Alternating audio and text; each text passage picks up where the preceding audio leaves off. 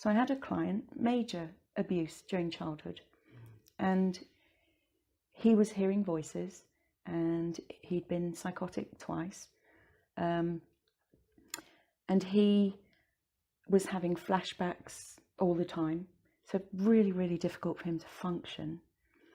And I worked with him for over 2 years, and by the end of it, he was able to work at such a deep level in his body that he no longer hears voices and he no longer has flashbacks.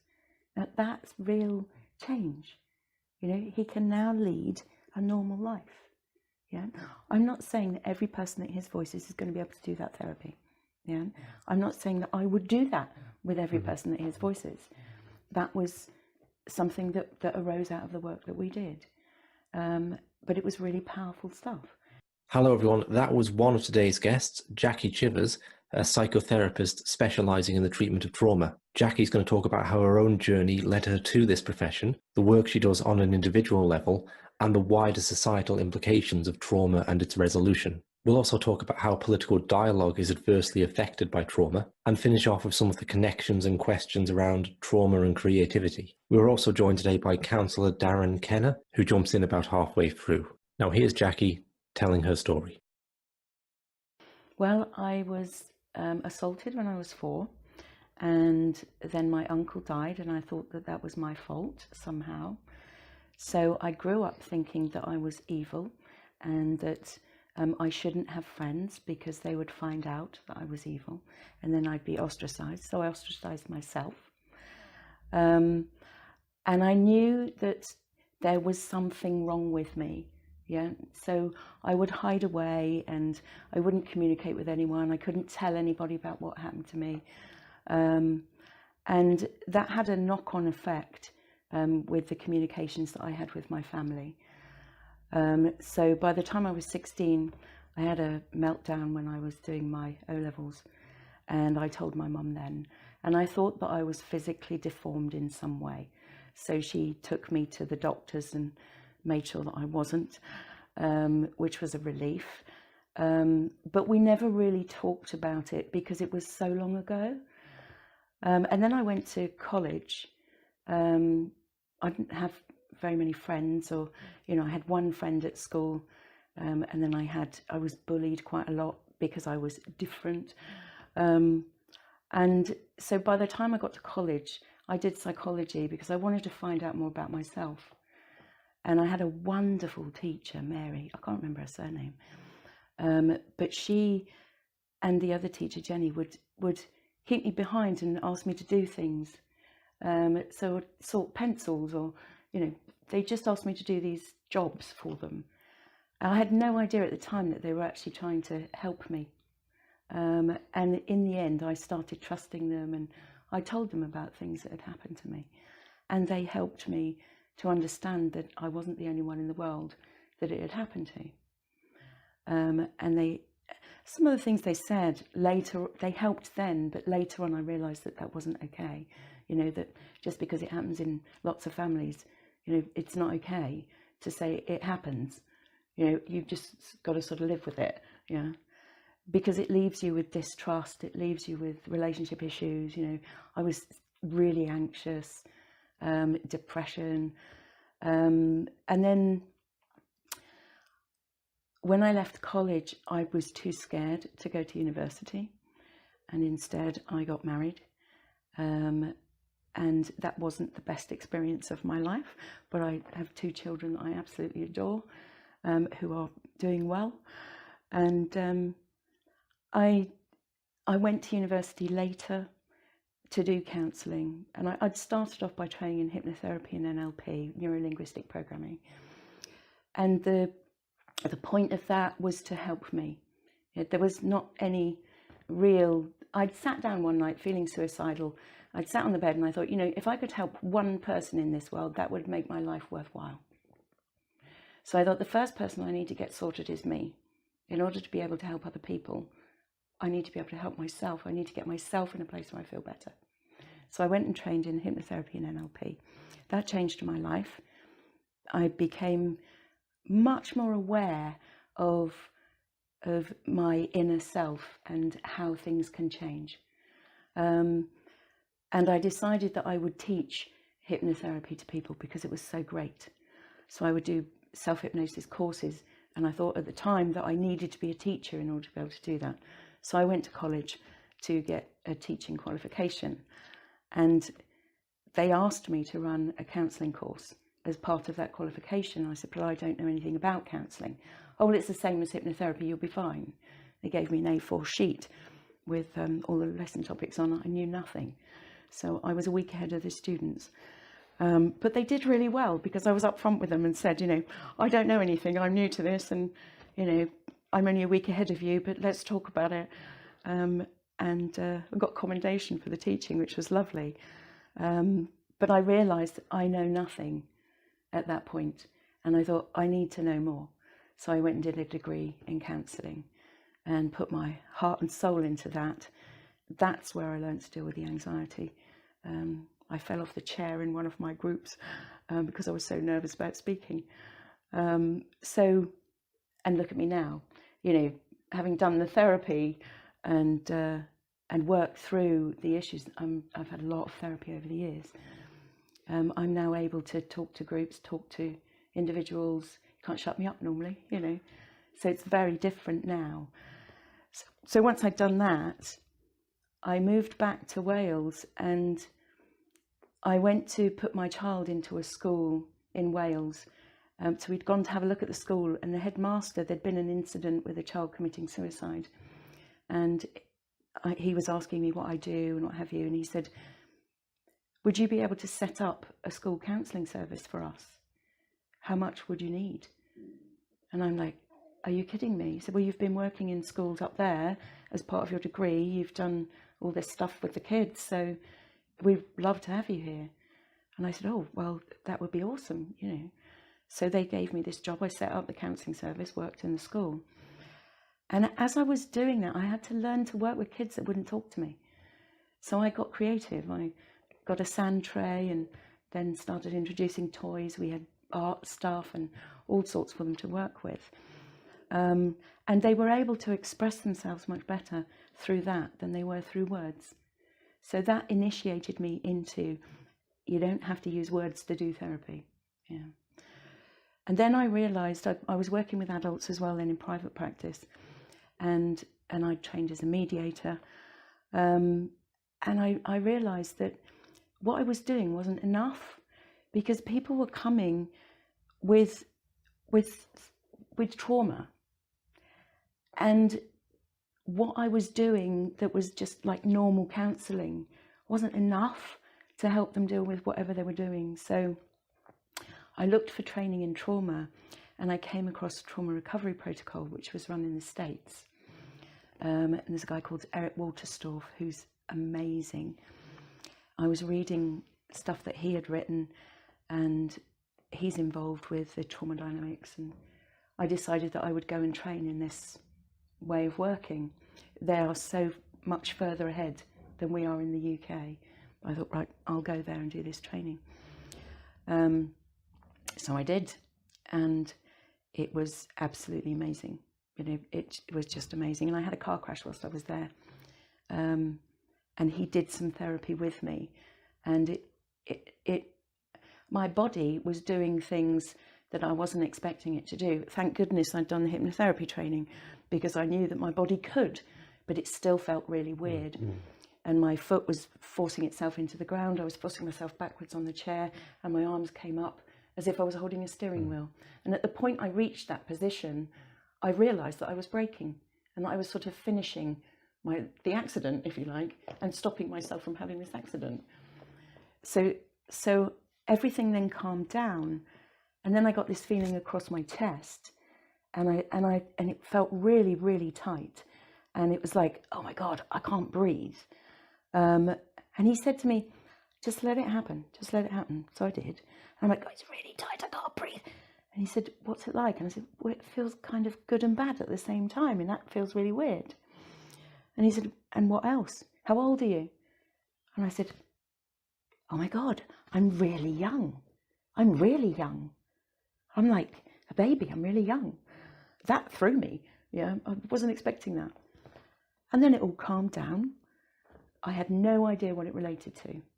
So we went off, finished the training. I came home and was talking to my mum and dad about it and saying it was the weirdest thing ever. You know, I told them about this thing across the chest, and my mum went, "Oh my goodness.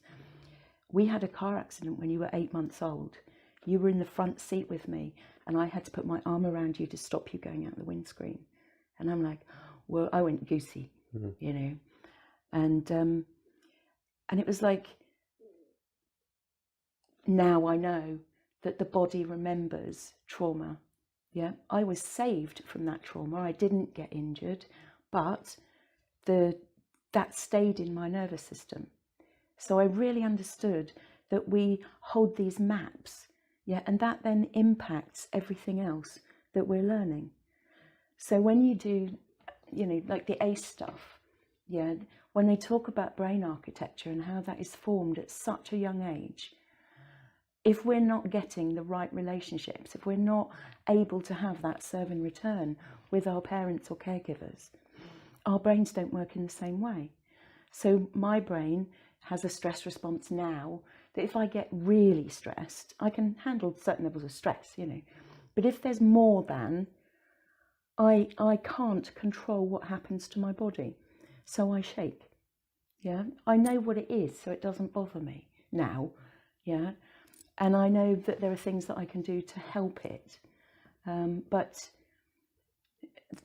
learning all of that and applying things to myself and knowing that I could get well meant that I knew that I could help other people do the same.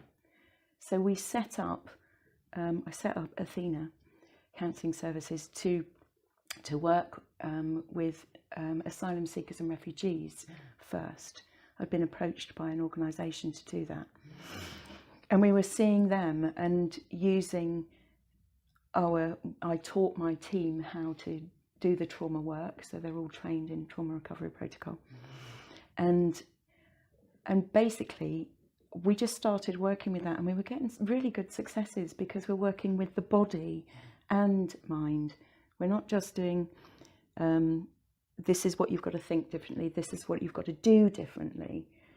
We're working with their system to change from within.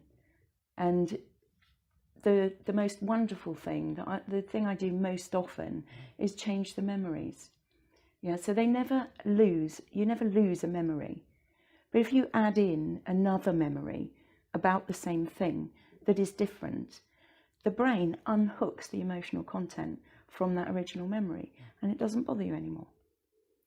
So I had a client, major abuse during childhood, and he was hearing voices and he'd been psychotic twice, and he was having flashbacks all the time, so really, really difficult for him to function.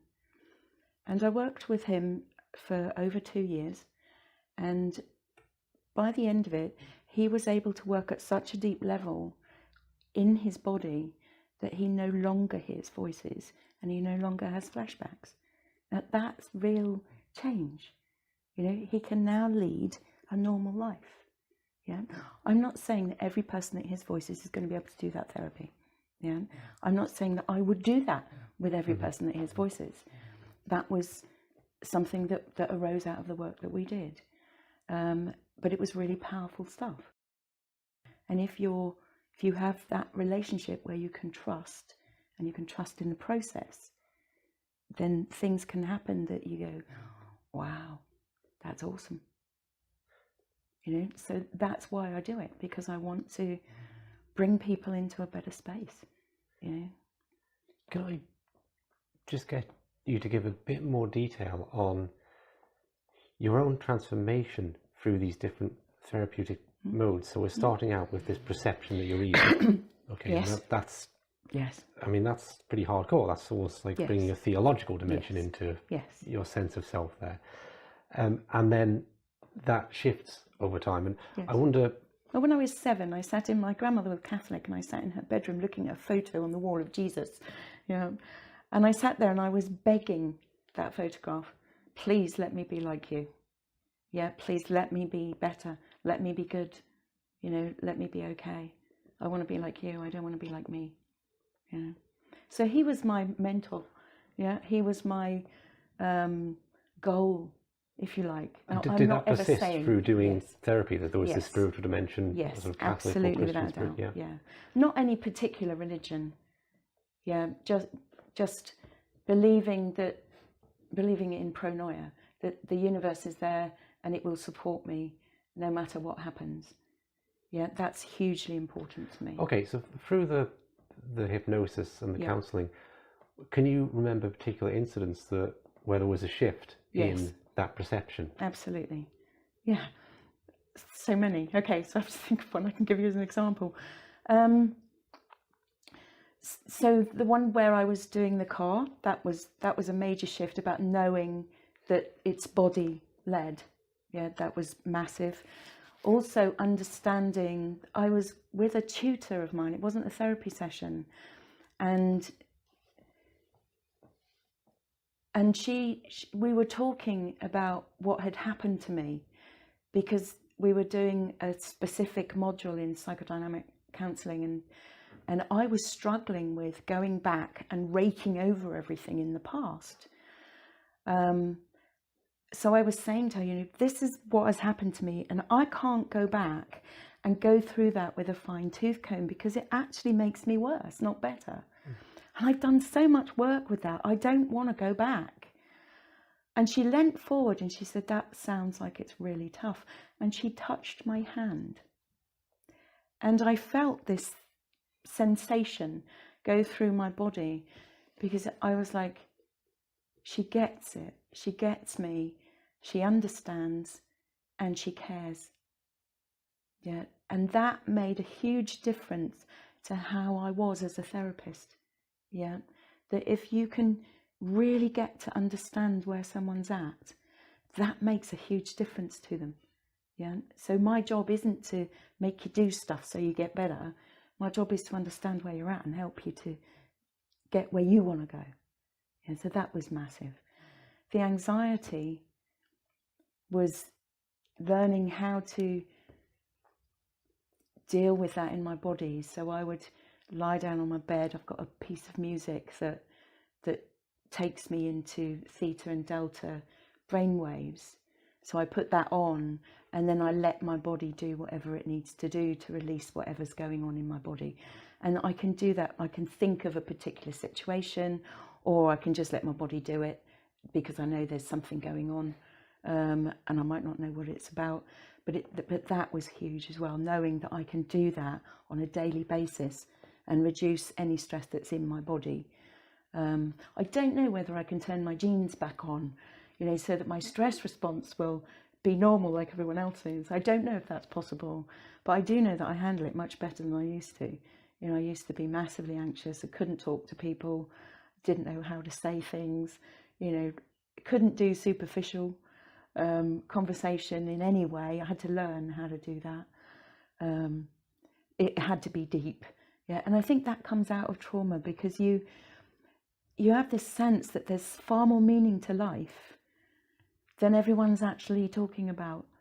You know, nobody's having the conversations about what really matters, and you want to have those conversations because you're in it.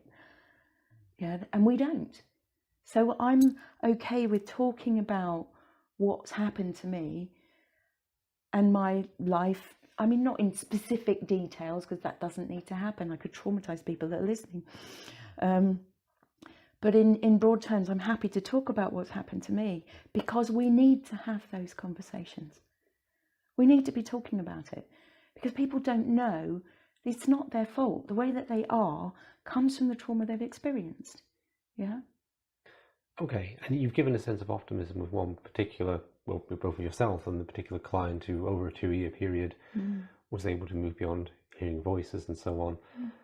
How do you find that with the range of people you meet? I mean, like, I'm trying to get us, okay, so there are some people who really do make a great recovery, but does everyone get something, or are there some people who it's not really everybody. Difficult with?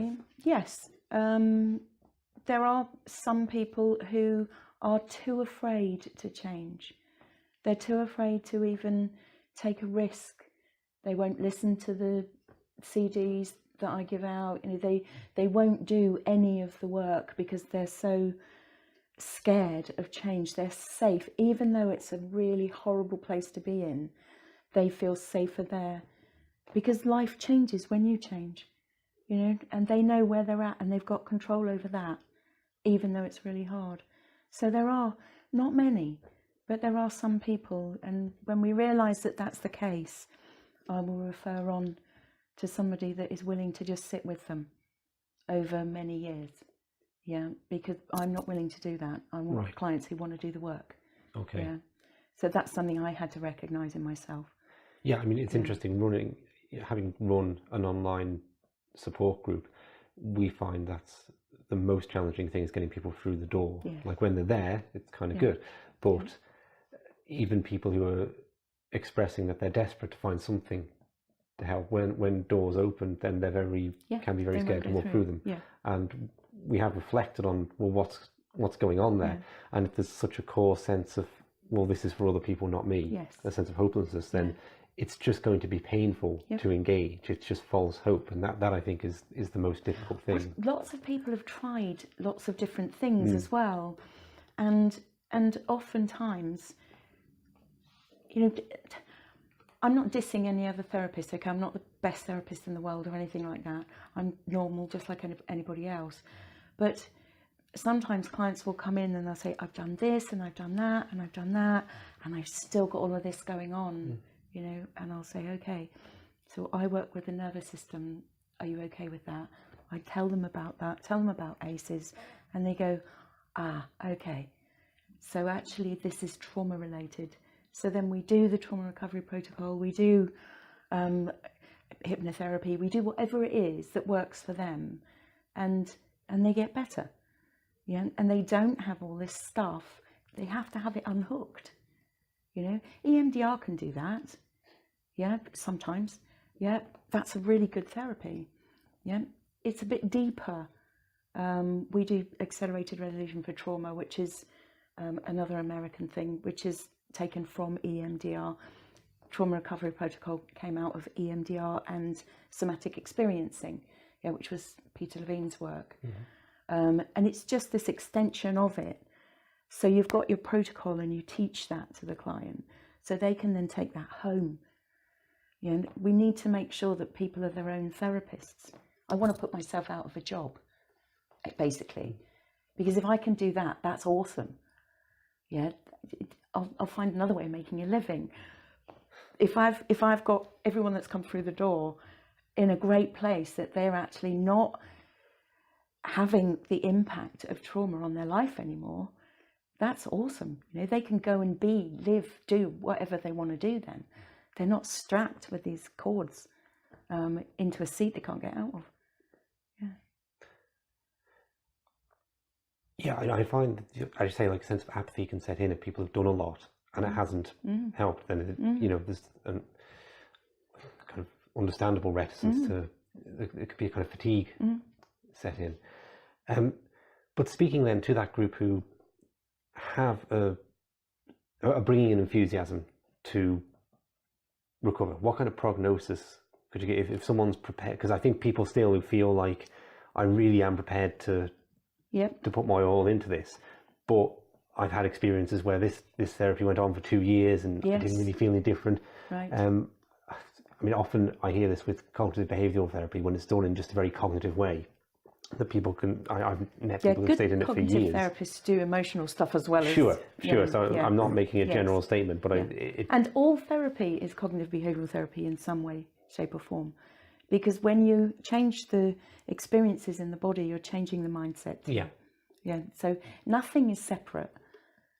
Yeah. So I don't diss cognitive behavioural therapy. It's a great therapy. I do it, you know, but I don't use pieces of paper. I use conversation. Sure. I use the relationship. Yeah. I use examples. I tell stories.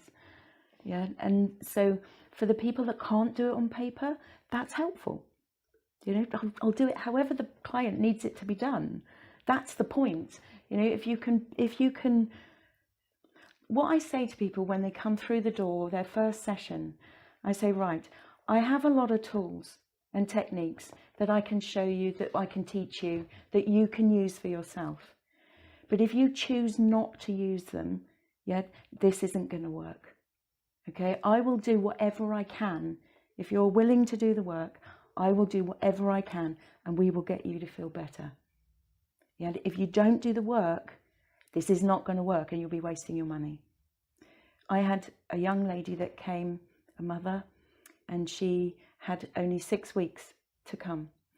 And she took the CD that I gave her, and she went home and she listened to it 4 to 6 times a day. Now, I'd said once a day, okay?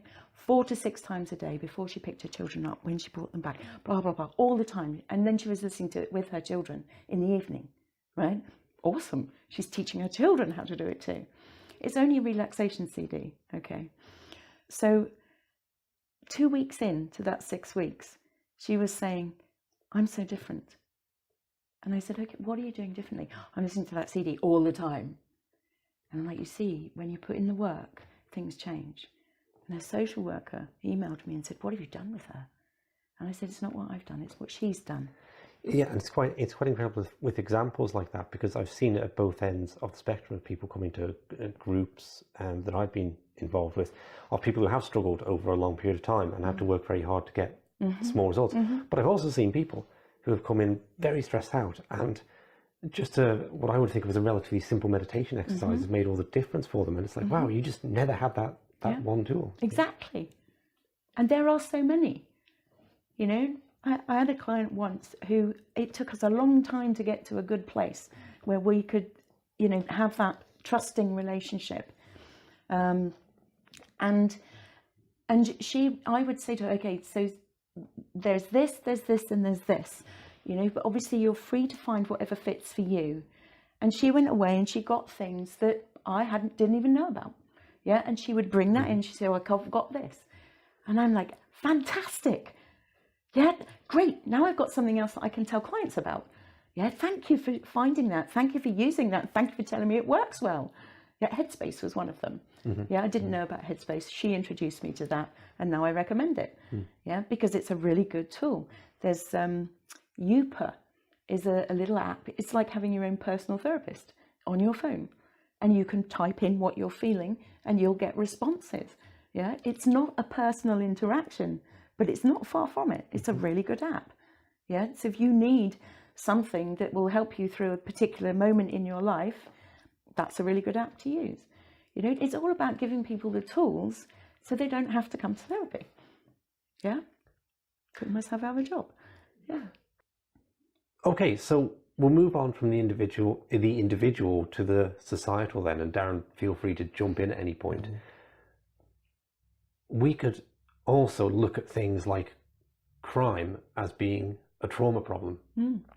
So how do you see that playing out if we were to engage with trauma more widely, the effect it would have on society as a whole? Well, I think you can answer that one, can't you? Well, if you look at ACEs, you're 20 times more likely to be incarcerated if you have an ACE, 4 or more ACEs, adverse childhood experiences. Right. So that is trauma, and if by having a trauma it skews your way of thinking, you're more liable to take the wrong route, getting in the wrong crowd, and then that takes you down a path which will lead into substance abuse or anything else that will take you into crime. So there is a definite cause and effect from trauma. And there's places in America that are really, really hot on the ACEs at the moment. You've got Nadine Burke, who's been made the chief person in charge of the whole of the health services in California because of her work dealing with ACEs. And they've seen the impact that sorting childhood issues out stops mental health issues, stops educational issues, stops justice, and it has a massive effect on everything else, because as Jackie says, when you have an issue, you isolate yourself and then you form your own group of isolated people. So it has a massive effect. I've had a play therapist on the podcast before, Claire Beckel, who talked about the economics of what she does, and when she pitches her work to a city council, or something, and she works with young children and also mothers to be who come in, or when they're young mothers who may come in holding the child by the leg or something with its head down on the ground, and developing that connection because they never had it themselves, of how to connect with the baby, and she would talk about the economics of that over maybe a 20-year period, how it's saves a fortune essentially. Well, you were telling me yesterday about the £6,000 thing. Yeah, they've looked into, of course, that whole circus. It's all about serve and return, right from the word go. When a child's in utero, there is a chemical action, so that if the mother is suffering anything, the child will feel that. If the mother is taking a substance, the child will have that. So there's a lot of chemical stuff going on. Quite often the mother, if they have mental issues or any other kind of issues, they don't automatically look at the child. When a child's first born, you have that sort of, they can only see so far, so you have to interact with them. And it's that connection which can start. That's where it starts. So saying that people dealing with things at that stage is fantastic. The knock-on effect is they cause ACEs. So a child hasn't got that interaction, they're less likely to interact themselves, and then the process starts. We were talking with the police on the Isle of Man yesterday, and they were saying that 80% of the children that they deal with are in care. And there was a study done in Ohio, I think it was, and they were saying that looking at what effect financially an interaction will have, and without any interaction at all, to get a child from 5 to 18, it would cost $120,000 per child, because that child is going to be in care, they're going to have social workers, they're going to be in the justice system, there's all the school educational, they're being excluded from school, and the extra stuff that causes, they're looking at $120,000. And they were comparing it to what would it cost to put the interaction, and they worked out the interaction to the actual do help with a child was about $6,000. But when you extrapolated that out to when they were 18, it only meant that the state was spending $60,000. So they approached it to government, to the authorities, to say, well, you're not spending money now, you're actually diverting money that you haven't spent yet. So that is, by paying $6,000 now, you're saving $60,000, and that's only up to the point that they're 18. Because and here it's being raised to 24, isn't it? Yes, they're raising the juvenile justice area from 18 to 24, which is when they say that the plasticity is at its peak, when your brain has the most effect. It gets much harder to do things after that. Yeah. It's kind of the maturity of the brain at 25. But if you think, even after that, if nothing's been done, that doesn't stop the costs. They've only taken up to 18 because they're only looking at juveniles. So as a financial impact, that is massive, because they're still in the justice system, they're still in the mental health system, and they will probably never come back out of the mental health system once they've reached that age. You know, the other thing about it is that if you're giving parents at the very beginning of their journey the tools that they know how to interact the right way with their children, so their children are resilient, not only are you building a great community for the future, but you're giving parents the tools that they need to be great, awesome parents. Yeah. What parent doesn't want that? What parent isn't absolutely terrified that they're not going to do a good job? You know, we all want to do a good job. It's not possible for us to do a brilliant job with our children in any case. There's no such thing as a perfect parent. Yeah. So we have to know that, but we can do the best that we can. And if we've given the tools to do that, my parenting would have been so different if I'd known then what I know now. Yeah. My children are actually pretty well balanced, but I think it would have been better if I'd known what I know now then. I'm looking into more and more stuff as we go along, and I still have teenage kids, and I'm going, oh, I didn't do that. Oh, I didn't do that. You're never going to do everything perfectly. There's things you're not going to do. You can't compare yourself and go, well, I did that, they did that. You're always going to fail at that. You're always going to be a failure. But my kids are pretty well balanced. But I still ask for help. Yeah. I'm struggling with this. It's just that people go, this is possibly, have you done that? And they go, oh yes. Yep. I've just let that one slip. You see, that's about recognising and accepting that we're all fallible, isn't it? John Yes. McKnight said from Yes. Nurture Development, he says, we are all fallible. Yeah. And if we can accept that we're all fallible and still care about each other, yeah, and not judge when we're fallible, then things get much better. Yeah, we all make mistakes. And if we were to not get so tied up in not making mistakes, this would be a much better world. And the judgmental thing. I that make goes with mistakes. You make mistakes. We Yes. all make mistakes. It's a mistake, isn't it? You get to do it again and do it a different way. It's a mistake. And you learn, because I was involved in therapy and then kind of went more into educational, but taking the therapeutic way, the cognitive way of looking at learning, and went into different aspects there. And it is all about, you learn by making mistakes. Yes. If you don't make mistakes, you don't have a plan B, because everything's perfect.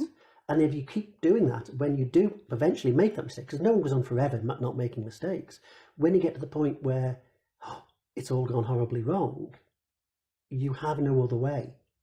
And we learn by repetition, but we really do learn by doing something wrong. Let's try it again. And those are the lessons that stick. And when we take that away from a child, so I had a parent who brought his son in. He wasn't supposed to bring his son, but he did, which was a bit of a surprise. So I was playing with the son on the floor and letting the son get on with what he was doing.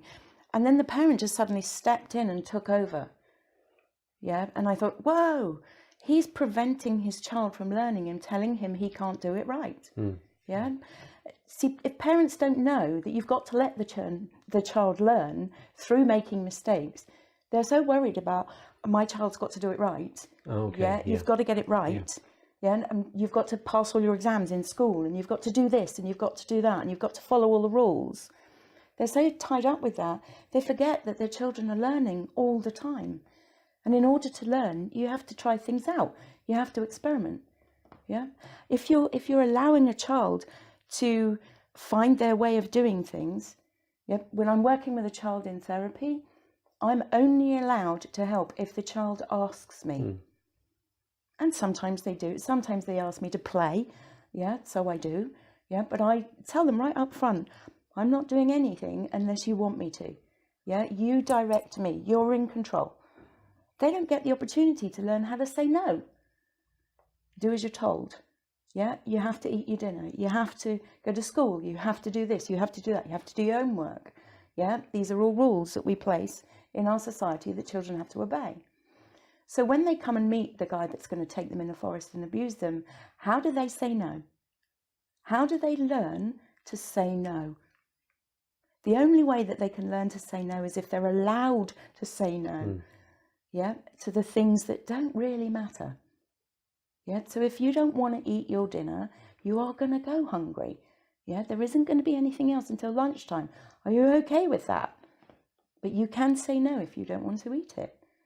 Yeah, you'll be starving by tea time, and then you'll eat your food.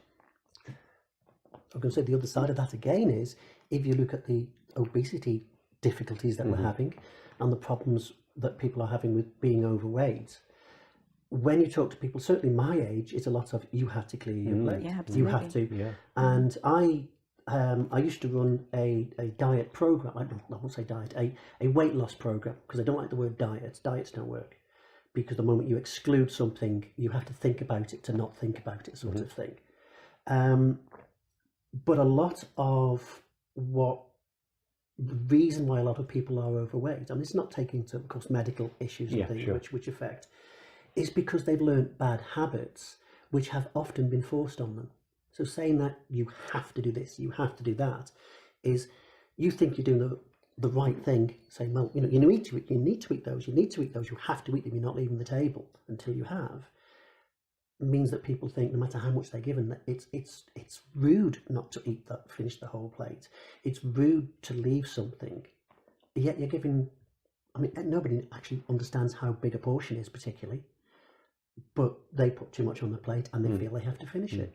And the interesting thing about that is that if you've had trauma, right, and your brain isn't working the right way, yeah, or it's working differently from if you haven't had trauma, you're more inclined to go for things that will give you a reward. Yes. It will give you that feeling of feeling better. Yeah, so food can become something Yes. that gives you that reward. That's why you're 15 times more likely to take heroin or cocaine if you've had 4 or more adverse childhood experiences. You're 11 times more likely to smoke dope. Yeah, you're 2.5 times more likely to eat badly. But it's not because you're choosing to do that, it's because you're self-medicating. You're trying to find a way of managing what is going on in your body. Yeah, and when we know that, it's easier to deal with it. Yeah, it doesn't mean it goes away. Yeah, you have to change your whole lifestyle in order to make yourself feel better. And that's what people find difficult. Yeah, when I first started the Winning the Game of Weight Loss program with John Assaraf and Neurogym, I was 6.5 stone heavier than I am now, and I had to change my whole lifestyle. But the program was so great that I was able to do that. Yeah, and he uses inner work, inner sight, he calls it, to help you to learn how to let go of the stuff that makes you eat more, and to learn how to eat. It's a big program, and you go through it over 12 weeks. And it changed my whole outlook on life. It changed what I eat, how I eat. Yeah, it made food not as important to me. But then what do you do with your brain when it's not getting that comfort that it gets from fat and sugar? You know, what do you do then? Yeah, I'm lucky because I have inner sight, I have containment that I can release stresses with, and it's a mismatch of all these different therapies that come together that I will use in order to make sure that I'm feeling okay. So it's not one thing that fits. It's not one size fits all. You know, you have to do lots of things and find out what works for you personally. So I guess taking us right back to your original question, let's link it all together, is if you think about the issues that the health service is having, the issues that the justice system are having, the issues that the educational system are having, if they're all affected by trauma, they're spending millions on trying to stop people being obese. They are struggling with the volumes of crime. Again, the thing on this morning about kids going into gangs in the UK. So it's almost a second on the news, I think it was. They're dropping out of education. Education's not working, and they're spending loads and loads of money trying to restructure the educational system so that it can help kids. But they're just taking it as an isolation, where it's not isolation. It needs to be an integrated service where a trauma will affect your chances of mental health, physical health, education, justice system, and that all costs the state when it goes wrong. And what's wonderful is, you know, we've been having these meetings with people, teachers and the police and stuff, and everybody gets it. You know, when we're talking about adverse childhood experiences, they get it. They know that it makes sense. Yeah. But it's really difficult for them to actually get it into place. Yeah. So we were talking yesterday about how maybe we just need to do it and then ask for permission afterwards. You know, it was something somebody said to me on the island once. It was something that people do on the island. Yeah, you do it and then you ask for permission or forgiveness afterwards, which I thought was quite funny. And I said, you know, maybe that's what we need to do. We need to get it into practices where nurses are working with pregnant mums and what have you. We need to get it into schools, and then, you know, it will happen anyway. Everyone will be informed about it, and it's the information that people don't have. So on the Towards Discovery Facebook page, we've got lots and lots of videos informing people about ACEs, saying, you know, this is what it's all about. Yeah, that's what we're trying to do with that Facebook page, is to inform people. Yeah. For me, I want to know, at my moment of death, I want to know that my life made a difference to the people who are carrying on beyond me. Yeah. I'm not going to change the world, I know that. All right. But But to know that I've made a difference in some small way, that is my main value. Yeah, that's what I do this for. Yeah, is to bring people into a different place, into an awareness of what they can do, the wonderful talents and gifts that they've got that they can then share and make this world a better place. It's not a great world to live in right now. Yeah, I'm not political in any way, shape or form, and we're not going to talk about Brexit. But, you know, it's not an easy place to be. Everybody at the moment is scared. Nobody knows what's going to happen over the next couple of months. Yeah, my business is going to be affected. Yeah, because one of my therapists can't stay with us. She has to move to Europe. She has no choice. And so that's going to affect us. But at the end of the day, if we're not talking about how we're feeling and we're not working with that, it's not going to get better. Let me pick up on that then, and I promise I won't ask you about Brexit, Yeah. and I've no inclination to. Yeah. Let me ask you about how, if we're not going to talk about it, how we talk about things like Brexit. Yes. Okay. You could insert the Whatever, Trumpism couldn't in the you? United States Absolutely. and a million other things. Yes. Okay. You can Because- insert religion, sex, sexuality. You can insert anything. Yes. Here's you what know. I see since about 2016, when it Yeah. feels like society became, the polarizations in society became more apparent. Okay. That I don't encounter a lot of people who meet these questions with a kind of open-minded, I don't really know No, they don't. what's best, right? They don't have an open What mind. I encounter is a lot of people who are absolutely certain and have a certain level of contempt for the other, Yes. right? As being like people that just don't get it in some level, they're stupid in some way. That's where the cognitive behavioural therapy comes in, isn't it?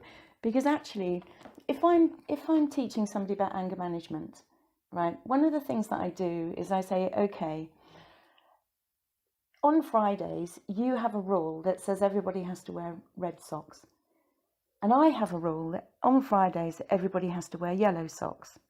Yeah, are we going to go to war because of the colour of our socks? Yeah, or are we going to find out the reasons behind why you've chosen red socks and why I've chosen yellow socks, and how can we make a compromise that fits for both of us? Okay, but saying that, I don't find provokes that response, because it's not hard for me to relate to being locked down on a particular position. It's something that I have to work to move beyond and to move into that sense of open-mindedness. An example I always give out, I remember going to a spiritual group about 10 years ago, and afterwards I was having some conversation around the dinner table, and I don't know what it was. I think it might have been global warming or something like that, right? Okay, and it's one of those, right? It really is one of those. Quite emotive. And whatever, like, I think that, well, I had a different position than the person sitting opposite me, okay? And this was back and forth, polarization going on. And then I remember him dropping his position and looking at it from my perspective for a moment. Yes. And then something, and it was like, that doesn't happen. Yes. You're not allowed to do that. Normally It's very happen. refreshing, isn't And it? what I saw in that, in the context of an Eastern Advaita spiritual group, was I conceptualized that as this person has cultivated a deeper sense of identity than their opinions. And then you can hold an opinion and you know to let it go. And, oh, look, I'm still here. Yes. Yeah. And what I see societally is an attachment Yes. to an opinion. And people express Because it in it's different about ways. control. It's about control. You know, it has to be this way because that gives me more control. Yeah. And when if we've been traumatized, we need control. That's one of the things that we don't have and that we absolutely need. So we get really stuck on our beliefs and our ideas and how things should be. Yeah. And then when people don't do what we think they should do, we get really angry or riled and we fight because that's what they should do. Yeah, that's what keeps me safe. That's what keeps my control in place. And they don't do it consciously. It's not like, oh, I need control, so that's what everyone's got to do. It's just the way that it forms itself. And then when someone else comes into the picture and they've got a different point of view, if they're in the same place and they need control too, then you need somebody in the middle. Yeah, you need a mediator. Training as a mediator was an awesome thing to do, because what it taught me to do was to help people to listen to each other. We don't listen. When we're stuck in our controlling little space, we cannot listen. It's all about, you have to hear what I've got to say because I'm right. Yeah, this is what's right and you need to believe it. Yeah, this is what we should do. This is where we're at. Yeah, and I know I'm right. And actually, if you say to somebody, how do you know that you're right? How do you know that what you are thinking is 100% true?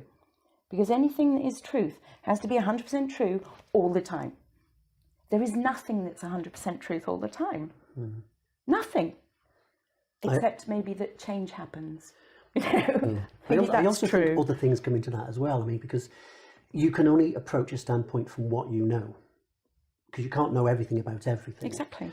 And if you are coming from a trauma, that's going to make that issue very emotive. Or if you know of something that has made you very, so you've seen a video online of somebody doing something to somebody, you're going to go, that's awful, those horrible people, look what they are doing, straight away a divide.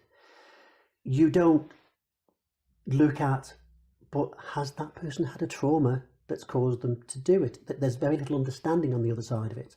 So if you come to somebody and you have your point of view and they come to you with their point of view, which is polar opposite, personality come into that. If you're not a person that's going to shout and go rah, rah, rah, rah, rah about what you say, but that person wants to, you will then be shouted down. You won't get your point across and you will feel, I've stopped listening. And then the next time you go and do it, it will have pushed you on further, that you see that person shouting that issue, the next person you speak to. You don't see the person in front of you, you see that issue being pushed at you. This is right, you're wrong. This is right, you're wrong.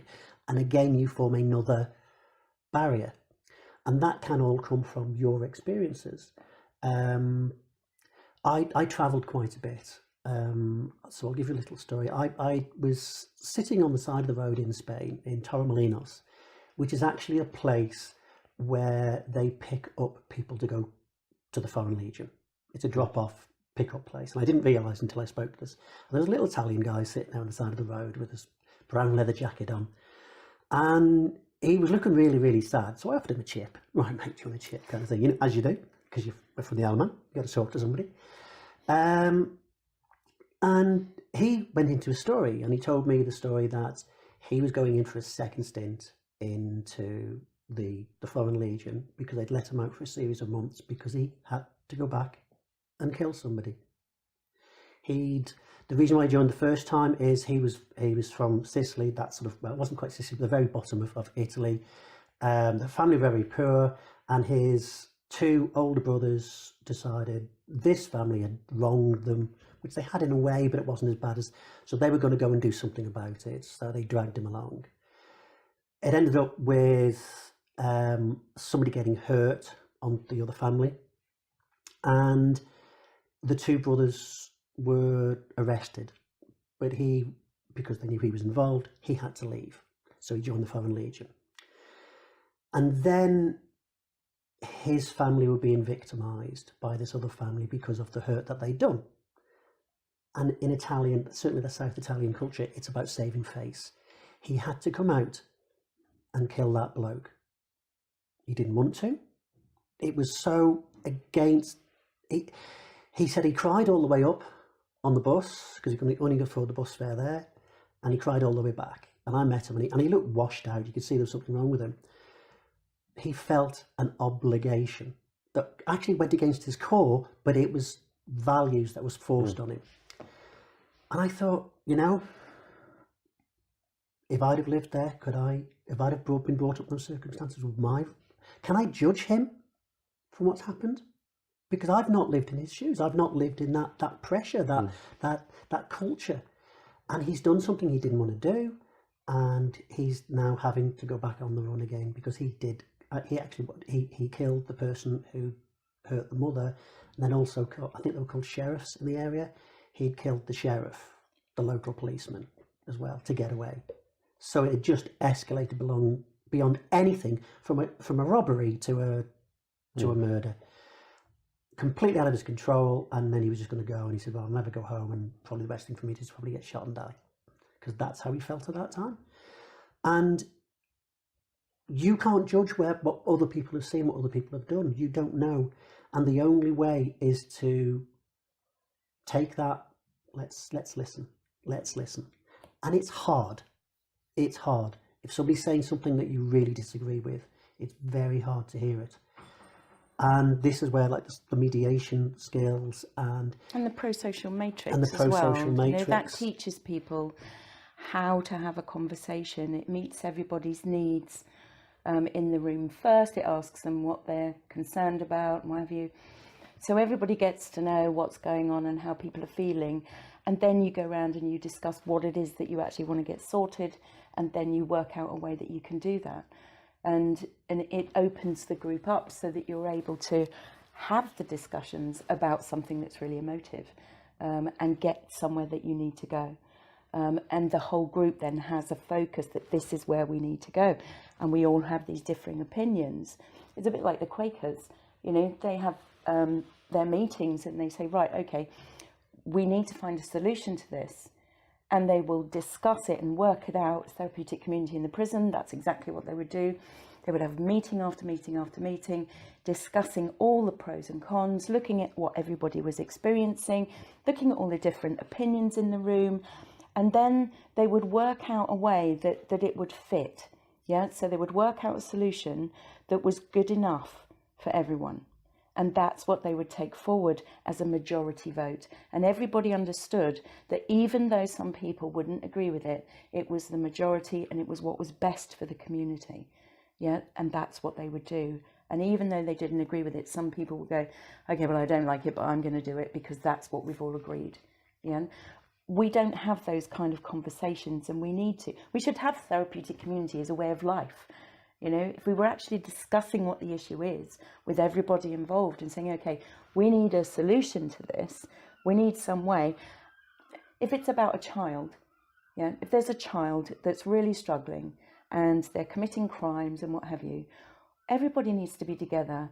The child needs to be there. Yeah. And we need to be saying to the child, what is it that needs to happen? What is it that can make things different for you? What is it that can make things better for you? And on occasion, the child will go, nothing. Bugger off, I'm not interested, Most children will go, well, actually, if I've got a safe place that I can go back to at night, that would be good. Yeah, that would stop me from being on the streets and committing crime. If I've got some friends, I need a mentor. I need someone just to talk to me. Whatever it is, kids are amazing. I've had 7-year-olds in my office and I've said to them, what would make it different for you at home? Well, if my mum or my dad was able to say no better, I'd actually behave myself. They tell me what the parents have to do. And then I tell the parents, well, you have to learn how to say no. Really? Yeah. And they do, and the child behaves. We have to do it communally.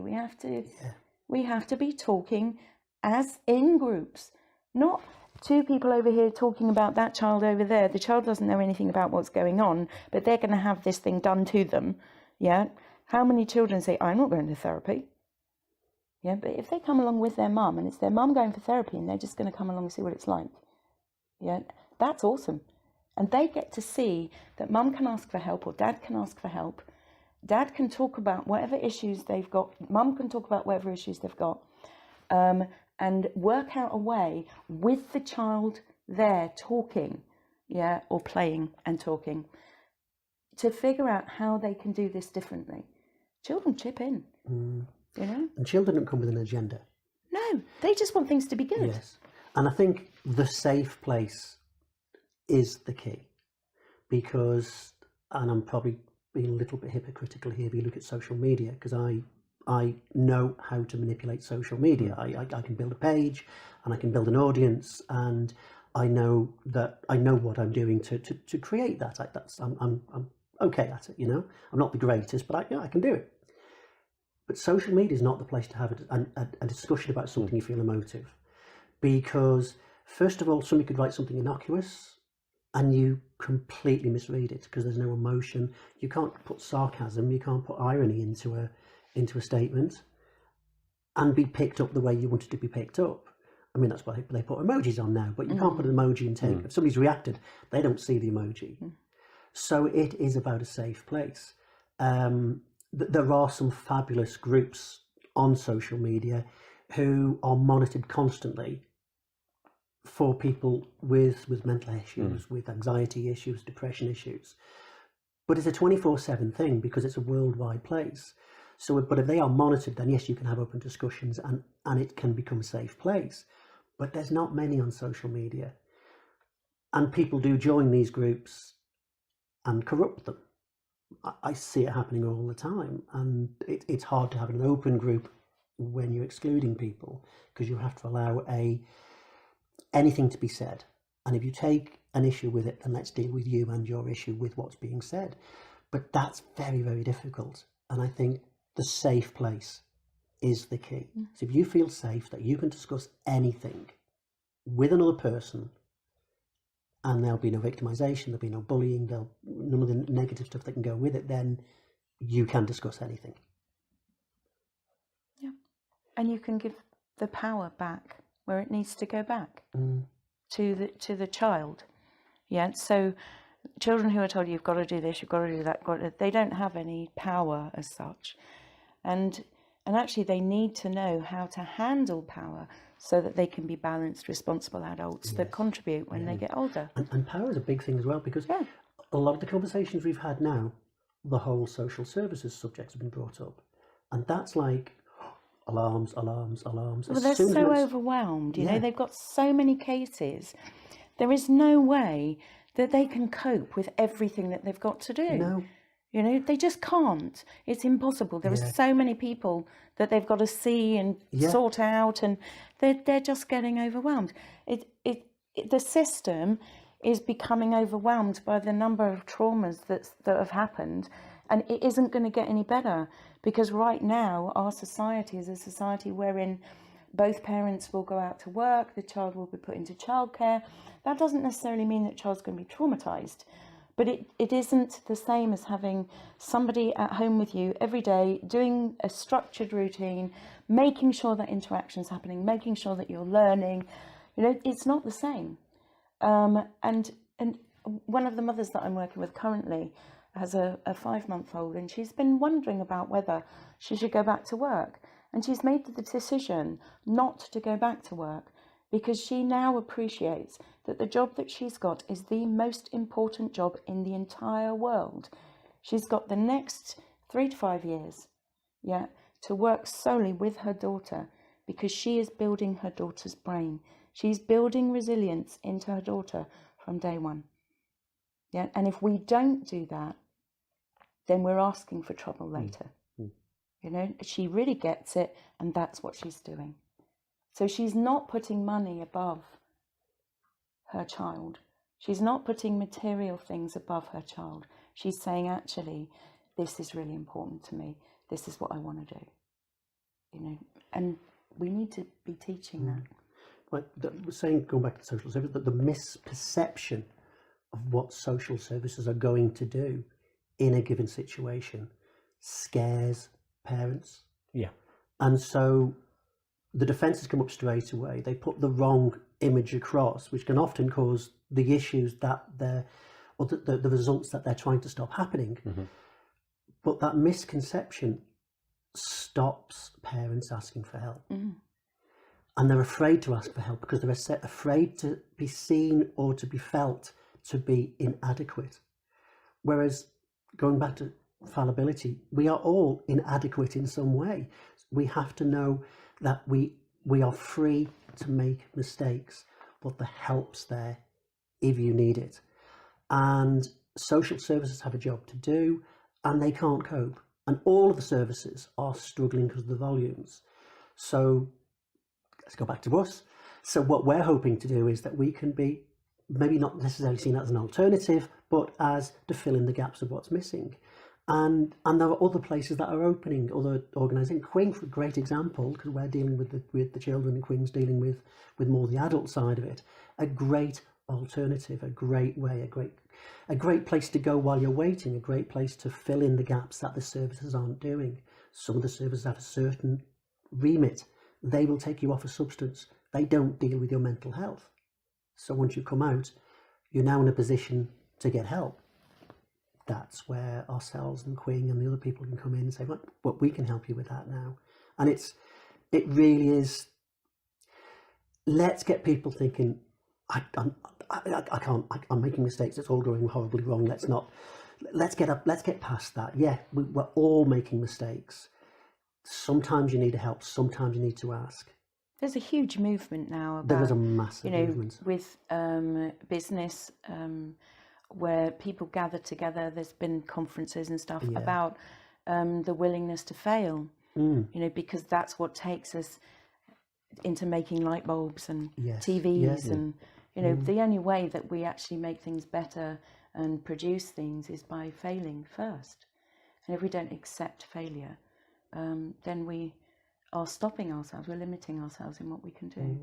So, but I think if you've been traumatized, you don't want to fail at anything. No. You have this thing about needing to prove that you are good enough. Well, let me come on to that as a final question. Then, something that is in some ways troubling to me, I've heard about this connection that a lot of people suppose exists or feel exists between trauma and creativity. And in lots of ways I don't have statistical evidence for this, okay, but I hear people say things like great writers were often traumatized as children because the connection there being that they create a fantasy world to escape into, and then they can work on making it more and more elaborative, and this is where this creative genius comes from. I do know obviously there are connections between things like hearing voices and trauma, but also mediumship. People near-death experience, people who have near-death experiences there's a higher chance they've had childhood trauma. People who, and again, there's a casual belief that people who consider themselves to have some sort of psychical ability have had childhood trauma, and it's been studied with mediums by Julie Beishaw when she was doing that whole study of the efficacy of mediums. It's another thing she found a high propensity for child, which makes sense because it's another form of hearing voices. So we've been talking about how wonderful it would be if we had less traumatized children growing up, and now I'm thinking, okay, well that's great, but if you really wanted to go for it with your children, right, if you wanted the next Shakespeare, right, or Picasso, maybe traumatize them. Is that the thing to do? Now, I think it's a very good question. That's one of those questions that does keep me awake a bit at night, thinking about, okay, well, what, So what's the best way to bring up my child? Trauma happens in life anyway.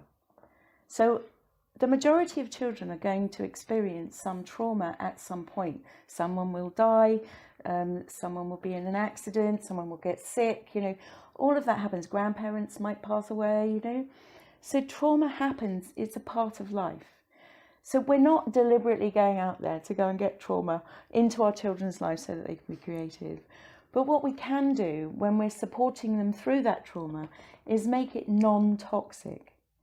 So what we do is we make sure that we're talking to that child in a way that says, like Hurricane Katrina, the parents who were saying, it's going to be okay, we're all together, we're all alive, yes, we don't have our house anymore, we don't have anywhere to live anymore, we're way away from New Orleans, but we're together and it's going to be okay. Those children did so much better than the ones that didn't have that. Their brain development was different. And that doesn't make those children who've had the good relationships any less creative. They've still gone through the trauma. And actually parents can use, I often say to parents, get a sand tray. Let your child have an area in the house where they can play. Whatever it is that your child likes doing, give them an art area, give them a play area, whatever it is, let them do it. If they're into drama, get them into a drama group. Whatever it is that they can do creatively will help them through whatever traumas are happening. It makes them more resilient anyway. Yet they have a way of coping with it. So it's not It's not that you have to have toxic stress in order to be creative. Trauma creates creativity. Yeah, out of trauma, there can be massive post-traumatic growth. But it's when we don't have the relationships that we need and what have you, that you don't get the post-traumatic growth. Yeah. We get stuck in this place. And I think post-traumatic growth is the expression. See, so what it brings up for me is a child, and I want to obviously give it the best start in life, Yes. okay, but I'm thinking, well, obviously I don't want to traumatize my child, but it makes me think about what about the concept of challenge, okay, and not making their life too easy or something. No, absolutely. So, Children do need stress. Yeah, it's not that children don't need any stress at all. Right. That's not where we're going. Good stress is a good thing, right? Because it teaches them to be resilient. It teaches them, I can go out and meet new people and I don't need to be afraid. I can go out and play. I can go to parties. You know, I can say no when I need to. Good stress is a good thing. But then you have your tolerable stress, which is when people die or whatever, and it's tolerable because they've got the relationships that they need in order to get through it. It's not having the relationships that makes it toxic. So having stress, having trauma can make you creative. There's no doubt about it. Right? That is researched. Having toxic stress, I think, can make you creative too, but it also gives you so many other issues. Yeah, around needing control, around safety, around trust. Yeah, that you can't function in society in the way that you can if you don't have toxic stress. And it's the intergenerational nature of that as well that causes problems. So parents who've had ACEs, who've had toxic stress, will behave in a particular way with their children, and their children then suffer because they don't have the buffering relationships that they need to deal with things. They don't learn how to deal with their own stress. And then they have children who also then suffer. Yeah, so we have this intergenerational nature of trauma. I was watching The Last Survivors the other day on iPlayer, and it's all about the Holocaust. And the children of parents were on there with their parents, and they were talking about how their parents had come to the UK and had tried to make a life, yeah, and they were trying to be a good parent, but what they had seen and experienced there massively had an impact on them. And that then had an impact so that their children have secondary trauma because their parents weren't able to be there in the same way that they would have had they not gone through that experience. So we have to be thinking about what can we do right at the beginning? Yeah, what can we do when someone gets pregnant, when they're having the baby? What can we teach them then that will save us all this money later? It's not really about money for me. You know, I don't care how much money they're saving really. What I want to do is to make sure that those children are growing up not traumatized and stuck with toxic stress. Yeah, but actually knowing how to deal with things, how to be resilient. Yeah, and how to have a good life. Yeah. On the educational creativity side of it, if you are going to, and part of going through, I should say, if you're going to explore the darker meaning of things, you're going to kind of delve into that, you need to do it from a safe place. And if, and this kind of comes into therapy as well, you get people to explore their emotions, get in touch with their emotions to see where something comes from in a safe place, so you can deal with it when they reach there and show them the coping mechanism, the techniques, so they can then not be adversely affected by it.